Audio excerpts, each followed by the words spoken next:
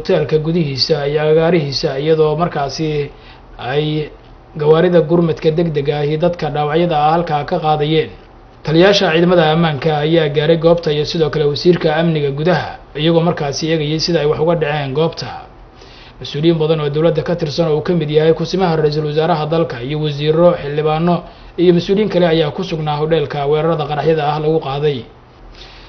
wasiirka cusub ee wasaaradda warfaafinta hidaha iyo dalxiiska Soomaaliya mudane maxamed cabdi xayir maareeye oo warbaahinta qaranka dadka kala hadlay ayaa waxa uu warbixin ka siiyay dadweynaha qaabka ay wax halkaasi uga dhaceen iyo dadaal dowladdu ay ku jirto oo lagu soo baarayo dhacdadaasi.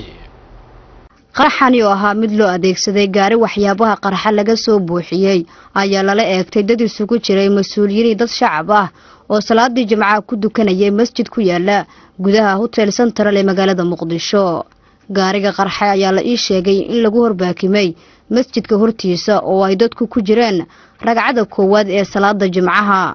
waxa uu qaraxaasi muujinaya dadka geystay inay yihiin cadowga diinta islaamka. markii uu dhacay qaraxaasi waxaan ka mid ahay wariyaal gaaray hoteelka isla markaana gudaha u galay waxa ay indhahaygu qabanayeen guud ahaan masjidka oo burburay iyo dad gaaraya 15 ruux oo qaar ka mid ah aan waji ahaan garanayay iyo tiro kale oo dhaawac ah kuwaas oo qabay dhaawacyo kala duwan.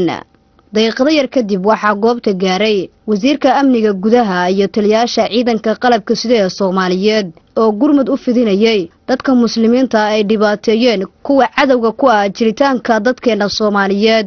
Nasr Basheer Cali, TV-ga qaranka Soomaaliyeed.